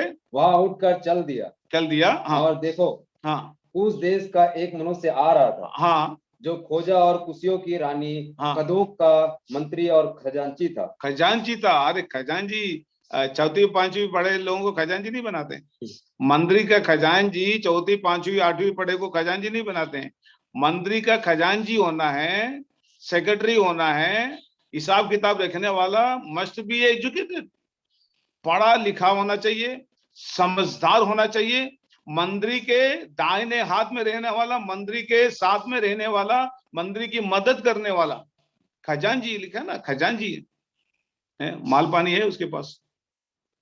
अच्छी बात है, ये मंत्री के साथ में रहते हैं। आज के मंत्री के साथ में रहते तो मंत्री से भी बड़ा मंत्री बन के बैठ जाते हैं। जितना मंत्री के पास पैसा नहीं, उतना पैसा उसका खजांची के पास में रहेगा। तो अभी ये देखो, ये पढ़ा लिखा, ओके, ये पढ़ा लिखा इंसान है। हाँ, वह आराधना करने को यरूशलेम आया था। सबसे अच्छी बात है क्या, इबादत करने को, ईद मनाने को, दूसरे भाषा में, उर्दू भाषा में कहें, ईद मनाने को, इबादत करने को जेरूशलेम, शांति का नगर, वहां पर परमेश्वर का वासस्थान है, सिटी है, वहां पर गया। हाँ, जा रहा था। वह अपने रथ पर बैठा हुआ था। हाँ, और यशायाह भविष्यवक्ता की पुस्तक पढ़ता हुआ लौटा जा रहा था। हाँ, तब आत्मा ने फिलिपुस से कहा। हाँ, अभी देखो, पढ़ने को नहीं आते तो पढ़ेगा कैसे यशायाह? आपको तो पढ़ने को आते हैं तो भी हम पढ़ते नहीं। बच्चे इंग्लिश में पढ़ते हैं, मराठी में पढ़ते हैं, हिंदी में पढ़ते हैं, तो भी नहीं पढ़ते। और आगे, निकट जाकर इस रथ के साथ हो ले। हाँ, क्या कहा? ये रथ, रथ मतलब वो टाइम के अंदर सबसे फास्ट चढ़ने वाला, मर्सिडीज तो कुछ भी नहीं है, वो उस जमाने का सबसे एक्सपेंसिव गाड़ी, एक्सपेंसिव जो व्हीकल था, ये रथ था। बहुत बड़ा रथ के ऊपर आना मतलब राजा महाराजा लोग आते हैं, साधारण लोग रथ में नहीं जाते हैं। हाँ, और आगे, फिलिपुस उसकी ओर दौड़ता और उसे यशायाह भविष्यवक्ता की पुस्तक पढ़ते हुए सुना। हाँ, ये बंदा जब देखा, वो दौड़ता हुआ आया और उसके पास में आकर बैठा। उसके बताया, मेरे बाजू में बैठ जाओ, मेरे बाजू में, उसके बाजू में बैठ गए। और उसने आंख उठा के देखा तो अरे, ये तो बाइबल पढ़ रहा है। अब किधर भी जाओ ना सफर में, मैं आपको बताना चाहता हूं, जीवन का, परमेश्वर का वचन को अपने पास में रखो, बाइबल रखो आपके हाथ में, कभी भी काम आएगा। ये बाइबल लेके नहीं जाता, यशायाह की किताब ये लेके नहीं जाता था, तो ये आदमी का उद्धार नहीं होता था। इसके पास परमेश्वर का वचन रहने की वजह से इसका उद्धार हुआ। आपके घर में परमेश्वर का वचन, आपके हृदय के अंदर वचन, और आपके पास में परमेश्वर का लिखा हुआ किताब आपके घर में, आपके साथ में रहना चाहिए। और आगे क्या लिखा है देखो, और पूछा, और उसको पूछा, तू जो पढ़ रहा है, हाँ, क्या उसे समझता भी है? यही है, पढ़ रहा है, उसको कुछ समझता भी है क्या? आज बहुत सारे लोग बाइबल पढ़ते हैं, नहीं समझ में आता। जैसे रेवलेशन की किताब हमने आज शुरू किया, तो बहुत सारे लोग बोलते हैं, पास्टर रेवलेशन कुछ समझ में नहीं आता, ये क्या लिखा है? उसमें, इसमें घोड़ा गाड़ी है, इसमें नरक है, आग है, गंधक है, बहुत सारे साइंटिफिक चीज इसके अंदर है, तो कुछ समझ में नहीं आता है। ऑलराइट, आप सबको समझ में नहीं आएगा, आपको सिखाने वाला पास्टर नहीं, पवित्र आत्मा आपको सिखाएंगे। यदि आप उसको अपने जीवन का गुरु मानेगा, मास्टर मानेगा, the Holi spirit will teach you. जो छिपा हुआ, रेवलेशन का मतलब होता है कवर किया हुआ चीज, रहस्य में पड़ा हुआ चीज, अनदेखी चीज, वो प्रकट हो जाना, जिसको हम कहते हैं रेवलेशन। छिपा हुआ पर्दा खुल गया, अब हमको मालूम पड़ा 22 अध्याय में ये दुनिया पूरा बैसा हुआ है, ये दुनिया का अंत पूरा 22 अध्याय के अंदर रेवलेशन में बैसा हुआ है। पढ़ रहा है उसको, हाँ जल्दी से। उसने कहा जब तक कोई मुझे ना समझाए। हाँ, समझाने वाला पवित्र आत्मा है। पवित्र आत्मा गलत नहीं समझाएंगे, और जब पवित्र आत्मा ने उसको समझाया, और आगे, तो मैं कैसे समझूं? मैं, हाँ, नहीं समझाया तो मैं कैसे समझूं? और उसने फिलिपुस से विनती की, हाँ, कि वह चढ़कर उसके पास बैठे। हाँ, पवित्र शास्त्र का जो अध्याय वह पढ़ रहा था वह यह था, हाँ, वह भेड़ के समान वध होने को पहुंचाया गया। हाँ, और जैसा मेमना अपने उन कतरने ठीक है, वालों हाँ, और आगे बढ़ेंगे जल्दी से। के सामने चुपचाप रहता था, वैसे उसने भी अपना मुंह ना खोला। हाँ, उसकी दीनता में उसका न्याय नहीं होने पाया। और उसको वचन छोड़ दो, और नीचे का। इस पर खोजे ने हाँ, फिलिपुस से पूछा, मैं तुझसे विनती करता हूँ, यह बात की भविष्यवक्ता यह किसके विषय में कहता है? हाँ, अपने यहाँ किसी दूसरे के विषय में? और उसको छोड़ दो, और नीचे जल्दी से, टाइम बचा। हाँ, मार्ग में चलते चलते वे किसी जल की जगह पहुंचे। यहाँ पर इंपॉर्टेंट है, मार्ग में चलते चलते, हाँ, वो किसी जगह जल की जगह में पहुंचे। तब खोजे ने कहा, हाँ, देख यह जल है, हाँ, अब मुझे बपतिस्मा लेने में क्यों रोक रहा है? हाँ, हाँ। फिलिप्पुस ने कहा, फिलिप्पुस ने कहा, यदि तू सारे मन से हाँ, विश्वास करता है हाँ, तो ले सकता है। हम्म, उसने उत्तर दिया, मैं विश्वास करता हूँ हम्म, कि यीशु मसीह परमेश्वर का पुत्र है। हाँ, तब उसने रथ खड़ा करने की आज्ञा दी, हाँ। और फिलिप्पुस और खोजा दोनों जल में उतर पड़े। दोनों पानी में उतर पड़े। आजकल बपतिस्मा देता है ना, सुनने के बाद हैरान होता है। टब के अंदर बेबी को नहलाते हैं ना, 2 महीने के बच्चे, 4 महीने को बच्चे को टब के अंदर नहलाता है, आपने देखा है? उस टब के अंदर आदमी को बिठा के पानी में डुबोते हैं। क्या बॉम्बे में पानी नहीं? क्या हिंदुस्तान में पानी नहीं? बायाबान में पानी मिला तो आपको इधर पानी क्यों नहीं मिलेगा? बाइबल बताती है बायाबान जगह रेत को छोड़ा, जब चलते चलते उसके दिल के अंदर ये प्रेरणा हुआ, अरे अभी मुझे लेना क्या, लेने का, ये तो बहुत इंपॉर्टेंट चीज है, बैप्टिज्म लेना मेरे लिए बहुत इंपॉर्टेंट है। चलते चलते उसने पानी देखा, बोला रोको रोको, इधर here is water, here is water.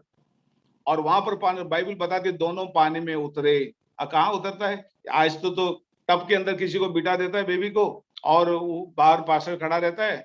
अब वो बोलेगा मैं तुमको डुबा देता हूँ, उसको सीधा टब के अंदर डुबा, आधा सिर तो पूरा ऊपर है, बदन है, इसीलिए जिंदगी बदलता नहीं है, क्योंकि वो पूरी तरह से मरा नहीं। कई बैप्टिज्म मैंने देखा है, लोगों को डुबाता है, उसका सिर डूबता नहीं है पूरी तरह से। बाइबल रोमन की किताब उसका 6वां अध्याय उसका 1 से, हम जितने मसीह यीशु का बपतिस्मा उसके साथ हम गाड़े गए। क्या गाड़ते समय सिर ऊपर रहता है, बाकी सब नीचे रहता है, ऐसा बपतिस्मा होता है? या मुट्ठी भर पानी लेके सर के ऊपर मार देने का, पिता पुत्र पवित्र आत्मा के नाम से, ले ले जा, चला तुमचा बपतिस्मा। ये क्या बपतिस्मा है? क्या बाइबल में ऐसा लिया है? दोनों पानी में उतरे। अब एक अच्छा वचन बता के मैं आगे बढ़ता हूं, मेरा बपतिस्मा नहीं है आज। हाँ, और उसने खोजा को बपतिस्मा दिया। हाँ, जब वे जल में से निकल कर ऊपर आए। जल में से निकल कर ऊपर आए, इसका मतलब पहले किधर था? जल के अंदर था, पानी के अंदर था, टब के अंदर नहीं, पानी के जल के अंदर। जल का बहुत बड़ा गहरा जगह स्थान है जहां पर था, जहां पर उतरा। कल मुझे एक पास्टर फोन करके बोलता है, पास्टर मैं बेसिन में बपतिस्मा देता हूँ। वाह वाह, क्या टेक्नोलॉजी वन गॉड वाले के पास में आ गया है। बड़ी बड़ी बातें परमेश्वर के वचन से लोग बोलते हैं, और बेसिन के अंदर एक मुर्गी है बेसिन के अंदर रख के उसको क्लीन करने के लिए। एक टब ऐसा है नहाने का बेबी का, समझ में नहीं आता है। कब हमारे लोगों को समझ आएंगे? अरे कम से कम वचन के आधार पर तो करो, चर्च के आधार नहीं में वचन के आधार है। हाँ, और जल्दी से। तो प्रभु का आत्मा फिलिप्पुस को उठा ले गया, और खोजा ने उसे फिर ना देखा। अब आप देखना, 3 व्यक्ति के बारे में जल्दी बताया, आगे बढ़ता हूं। मेरे पास मुझे मालूम है कि समय में खत्म करूंगा, समय में नहीं हुआ तो समझ लेना ये कंटिन्यू चलेगा, तो उठ के मत जाना, पर डरो मत, मैं आपको जल्दी से खत्म करता हूं। ओके, यहाँ पर उठा लिया गया। देखो, एक मिनिस्ट्री है, जिस मिनिस्ट्री के लिए लॉर्ड ने आपको बुलाया है, आप उस काम को करना। आपकी बुलाहट पास्टर का है, पास्टर का काम करो। यदि आपका बुलाहट बैप्टिज्म देने के लिए लॉर्ड ने आपको रखा है, टैलेंट है, शादी पढ़ाने के लिए रखा है, या मरे हुए को गाड़ने के लिए रखा गया है, चर्च बनाने के लिए रखा है, चैरिटी के लिए रखा है, दूसरों को भलाई के लिए रखा है, आत्मा का फल एक नहीं, आत्मा का फल बहुत सारे हैं। जिसमें आपको बुलाया है उसमें आप काम करो। और यहां पर साफ एक अच्छी शब्द यहां पर लिखा है, पानी, क्या लिखा है? पानी में से जल में उतर पड़े, और उसने खोजा को बपतिस्मा दिया। जब वे जल में से निकल, जल में से, जल के किनारे से नहीं, नदी के किनारे से भगा नहीं, जल में से, come out of the water. इसका मतलब था पानी के अंदर था। इट शुड बी डीप, पूरा डूबना चाहिए। Come out of the water. जल में से निकलकर ऊपर आए। तो प्रभु का आत्मा फिलिप्पुस को उठा ले गया। ठीक है, मैं अभी आगे नहीं जाएंगे, मेरा बैप्टिज्म नहीं, पर एक बात खास बताने के लिए आया। हानो को उठा लिया गया, परमेश्वर के साथ में चलता था। एलिया को उठा लिया गया, परमेश्वर के साथ चलता था। तीसरा, खोजा को उठाया, अब सॉरी फिलिपुस को उठाया, बैप्टिज्म सर्विस हो गया, इसका एक आत्मा को बचाने के लिए पीछे दौड़ा वो।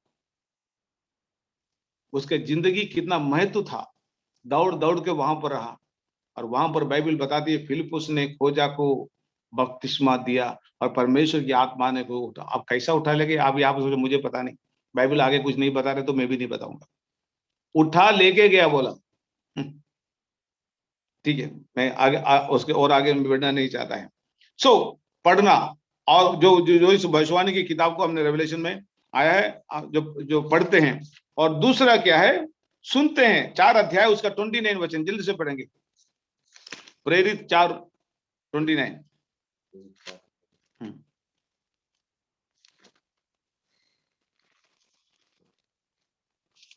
अब हे प्रभु उनकी धमकियों को देख, हाँ, और अपने दासों को यह वरदान दे, हाँ, कि तेरा वचन बड़े हिवाव से सुनाए। हाँ, तेरा वचन बड़े हिवाव से सुनाए। चंगा करने के लिए तू अपना हाथ बढ़ा। हाँ, कि चिन्ह और वचन सुनाना, वचन सुना। उसका 16 अध्याय 25 वचन भी पढ़ेंगे। आधी रात के लगभग पौलुस और सिलास प्रार्थना करते हुए परमेश्वर के भजन गा रहे थे। हाँ, और कैदी उनकी सुन रहे थे। हाँ, तुम गाएंगे नहीं तो सुनेगा कहां से, है? पढ़ेंगे नहीं तो सुनेगा कहां? बाइबल क्या बतलाती है मालूम? बाइबल बताते विश्वास गाने से नहीं आता है, विश्वास सुनने से आता है। सुनाने वाला चर्च में चाहिए, मंडली में सुनाने वाला चाहिए। विश्वास सुनने से आता है। हमने पहले अभी रेवलेशन की किताब में पढ़ा, धन्य है जो इसको पढ़ता है, और दूसरा है इसको सुनते हैं। अब ये कैदी लोग इनके सुन रहे थे। गॉड ने आपको 2 कान दिया, पता है आपको? क्या एक कान से नहीं काम नहीं होता था? नहीं होता है। यदि एक काम आपका फेल होता है, दूसरा कान आपका चालू रहना चाहिए। कोई लोग बोलते हैं ना, मेरा एक कान से सुन के मैं दूसरे कान से छोड़ देता हूँ। ये क्या हो, इधर से पाइपलाइन सेट किया है क्या, या साउंड सिस्टम लगाया, इधर इधर इधर इधर से सुनेगा तो इधर छोड़ेंगे? यदि ऐसा है तो इधर से पानी डाल के देखो, इधर से निकल, इधर हाथ रख के देखना, इधर से पानी डालो, इधर हाथ रख के देखो, यहाँ से निकलता है। गॉड ने ऐसा नहीं बनाया इधर से सुन के इधर से छोड़ने का। परमेश्वर ने 2 कान बनाया है। दाऊद कहता है यहोवा परमेश्वर ने मुझसे कहा, एक बार कहा, मैं 2 बार सुना। 2 बार कैसे सुन सकता है एक आदमी? इसके लिए 2 कान परमेश्वर ने दिया है। कभी कभी किसी लोगों का एक आदत होता है, कम सुनाई देता है, पर ये कम सुनाई देने वाले के बारे में आप कुछ बोलेगा ना, जल्दी सुनता है। मैं उनके बारे में बोलेगा ना, फटाक से सुन के लेता है। पर वो दूर से आप उसको बुलाएगा, उसको सुनाई नहीं देती। पर उसके बारे में बोलेगा, हाँ क्या बोले मेरे बारे में, इतना शार्प हियरिंग है। और बोलते हैं तो गॉड ने आपको 1 के बदले 2 दिया है। और क्या आपको 2 दिए हैं? 2 आंख दिया है। यदि एक आंख आपका कैटरेक्ट में होता है, दोनों आंख का एक साथ ऑपरेशन नहीं होता है, एक बंद एक नहीं चलता तो दूसरा आंख खुला रहता है। गॉड ने आपको 2 आंख दिया है। एक खराब हो गया तो दूसरे से दिखना चाहिए। 2 नाक दिया आपको, काय के लिए? हाँ वो भी बताता हूँ। नाक से श्वास लिया जाता है, पर नाक से खाना भी खाता है, शायद आपने देखा होगा, मुझे पता नहीं। कान से खाना नहीं जाता है, ट्यूब नहीं जाता है, पर नाक के जब अंदर, मेरा पिताजी जब हॉस्पिटल में थे तो मैंने देखा नाक के अंदर नली डालकर उधर से लिक्विड डालता था, वो पेट में चले जाता था। तो कभी आपका मुंह खराब हो जाता है ना, तो नाक काम आता है, नाक से नली डालकर अंदर भेज देते हैं। सो गॉड ने आपको 2 होल दिया है यहाँ पे, एक से श्वास ले लो, दूसरा कभी इमरजेंसी में लिक्विड डालने के तो वो भी काम आता है। सो प्रभु ने आपको हर चीजें परफेक्ट दिया है, परफेक्ट बनाया है, कोई चीजें कमी नहीं रखे। तो पढ़ना चाहिए और सुनना चाहिए। ओके, नाउ लास्ट विषय में हम आएंगे। उसका ओबीडियंस, बाइबल बताती है जो उसको मानते हैं, लिखी हुई बातों को मानते हैं। यहां पर रुके, मैं 37 हो गया। ऑलराइट,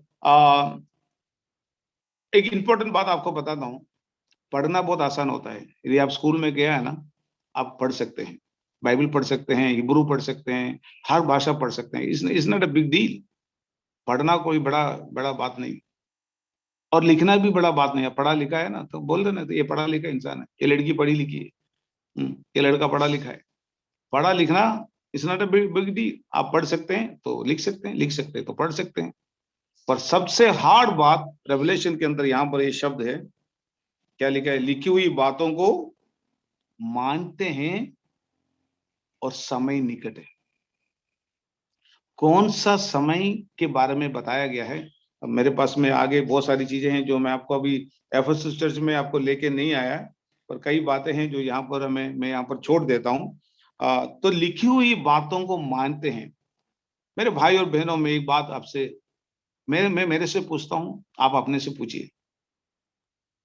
हम चर्च में गीत गाते हैं, प्रार्थना करते हैं, बाइबल पढ़ते हैं, सुनते हैं, क्योंकि आप पढ़ा लिखा है इसलिए आप सुनते हैं, आप पढ़ते हैं। पर एक बात अपने आप को सुबह के समय सोच लें, क्या इन लिखी हुई बातों को आप मानते हैं? प्रचार करने वाला मैं मानता हूं क्या? सुनने वाला आप मानते हैं क्या? धन्यवान वो होता है जो इस भविष्यवाणी की किताब को पढ़ता है और सुनता है और उसका पालन करता है, क्योंकि समय निकट है। तो समय निकट होने की वजह से इस बाइबल के अंदर लिखी हुई बातों को मानना जरूरी है।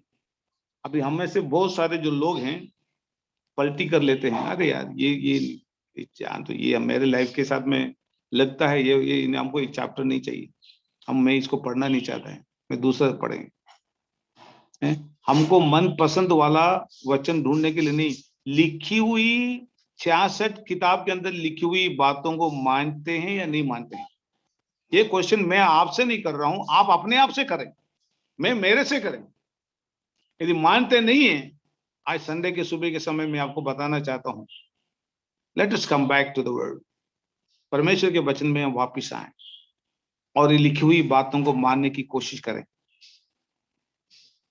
यदि बाइबल हमें सिखाते हैं दूसरे की मदद करो, यू डू इट। यदि बाइबल बताते हैं दुश्मन से प्यार करो, तो करो। नहीं करते हैं, ये मानते नहीं, बाकी पढ़ने को आता है, लिखने को आता है, मानने को नहीं आता, तो फायदा क्या है बाइबल पढ़ के? मानना चाहिए। You are to obey. Bible says obedience is better than sacrifice. You can sacrifice your time, you can sacrifice your money, you can sacrifice your health and wealth and everything, but if you don't obey the word of God, यदि आप परमेश्वर के वचन का पालन नहीं करते हैं, ये सब शून्य है, ये सब बेकार। तो मैं अपने शब्दों को समाप्त करता हूं, 40 मिनट और हो गया। मैं प्रार्थना में जा रहा हूं, बहुत सारी चीजों को यहां पर छोड़ देता हूं। पर यदि अगले हफ्ते भी लॉकडाउन रहेगा तो मैं आपको एफेसस चर्च के बारे में बताऊंगा। अभी मैं जस्ट स्टार्टिंग इंट्रोडक्शन हुआ। एफेसस चर्च 7 चर्च है, 7 चर्च में से पहला चर्च के बारे में आपको मैं बताना चाहता हूं। और जैसा ये रेवलेशन की किताब आप आगे बढ़ते जाएंगे ना, उतना हार्ड होते जाएगा, समझने के लिए हार्ड, पालन करने के लिए हार्ड, और दूसरा सबसे बड़ा भाई डर अंदर लगता है। तो मैं चाहता हूं आप परमेश्वर के वचन को पालन करें। क्या पालन करता है कि नहीं? लिखी हुई बातों को, सुनी हुई बातों को नहीं, लिखी हुई बातों को मानते हैं। वे हम नहीं मानते हैं, आज सुबह के समय प्रभु से कहें, लॉर्ड समथिंग, कोई चीज ऐसे मेरे जीवन के अंदर है जो मुझे मानने के लिए पीछे खींच रहा है, कोई चीज मुझे मानने के लिए पीछे गिर रहा है, मुझे रुकावट डाल रहा है मानने के लिए।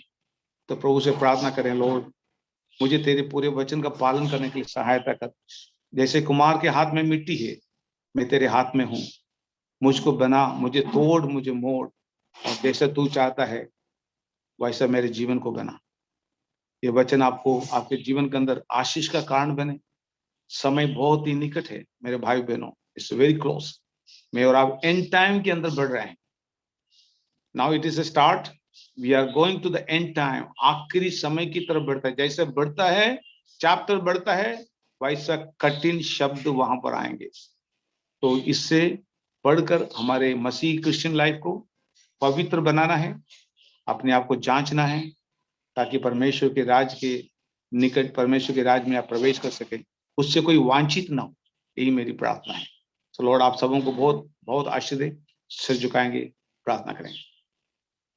हमारे स्वर्गीय पिता परमेश्वर, आज सुबह के समय के लिए हम धन्यवाद देते हैं। हमारे जितने भाई बहनों ने इस ऑनलाइन के अंदर जहां पर बैठ के तेरी वाणी को सुना है, यह रेवलेशन है, ये प्रकटीकरण है, छिपा हुआ मर्म सत्य है, यूहन्ना के जरिए से तूने हम पर तक लेके आया। यूहन्ना उस पतमुस टापू के अंदर था, पर वो वचन जिसको मिला है, वो वचन आज हमारे घर में आया। हमें कोई तकलीफ नहीं हुआ इस वचन को पढ़ने के लिए, लेने के लिए। हमने पैसा दिया, बाइबल सोसाइटी से बाइबल को हम लेके आया, पर इसके पीछे हुआ बलिदान कोई सोचता नहीं, कोई समझता नहीं। आज हमारे आंखों को तू खोल प्रभु, ताकि तेरे वचन के गहरे सत्य को समझें। जैसा ये प्रकटीकरण शुरू होता है, हम जैसे आगे बढ़ते हैं, खुदावन तू हमारी सहायता कर। हमारे सारे पास्टर लोगों के लिए प्रार्थना करते हैं। पास्टर जोनी के लिए प्रार्थना करता हूँ, लॉर्ड उनको तो बड़ी आशीष दे। उनके परिवार के लिए प्रार्थना करता हूँ, उन पर तो दया करना, तेरी महिमा के लिए उन्हें इस्तेमाल कर। जो भी जवान भाई लोग हैं प्रभु, इसके लिए गाने के लिए, म्यूजिक बजाने के लिए सपोर्ट कर रहे हैं, उन सारे लोगों को तेरे हाथों में देते हैं। पास्टर गोडविन के लिए प्रार्थना करता हूँ, अपने दास पर अपना अनुग्रह का हाथ रख। उनके सर से लेके पांव तक शरीर की सारी दुर्बलता, कमजोरी प्रभु यीशु मसीह के नाम से दूर हो जाए। हम ये वचन पढ़ने वाले भी बने, वचन सुनने वाले बने, और वचन को मानने वाले भी बने, ताकि हमारा परिवार आशीष पाए, हमारा जीवन आशीष पाए। प्रभु जी हम प्रार्थना करते हैं, ये महामारी हमारे देश के अंदर फैला हुआ है, कई लोगों को लेके चले जा रहे हैं। प्रभु यीशु मसीह के नाम से हम प्रार्थना करते हैं, तो अपने लोगों को तेरे पवित्र लोगों के अंदर सुरक्षित रख प्रभु जी। इंजेक्शन से भी ज्यादा ताकतवर तेरा खून का ताकत है प्रभु। इस ब्लड से प्रभु हमें से हर एक को तो संभाल कर रख। दवा अपना काम करता है, पर दुआ सबसे बड़ा काम करता है। हम पर दया करना पिता परमेश्वर। सारे भाई बहन सीजेसी के हैं, परिवार हैं, उनके लिए हम दुआ मांगते हैं। बेतेल चर्च के सारे भाई बहन बच्चे सबों के लिए हम दुआ मांगते हैं। प्रभु जी कोई भी नष्ट ना हो, हर एक को शैतान के कामों से, बीमारी से तो बचा कर रखना। बच्चे से लेकर बड़े तक तेरे पवित्र आत्मा की अगुवाई के अंदर रख। पास्टर सुधी के लिए प्रार्थना करता हूँ, अपने दास को आशीष दे, उनके परिवार को आशीष दे, उनकी मेहनत को आशीष दे प्रभु, प्रतिफल दे, उन पर तो दया करना प्रभु। और जितने भी हमारे पासवान लोग हैं, उन सारे लोगों के लिए हम दुआ मांगते हैं। गॉड ऑफ मर्सी, हम सारी महिमा तुझे देते हैं। हमारे देश के लीडर लोगों के लिए प्रार्थना करता हूँ, प्रधानमंत्री के लिए प्रार्थना, अनाथ विधवा लाचार सबों को आज सुबह के समय तेरे हाथों में देते हैं। इस्राएल की शांति के लिए प्रार्थना करता हूँ, क्योंकि तूने कहा है जो इस्राएल को आशीष देता है उसको मैं आशीष दूंगा।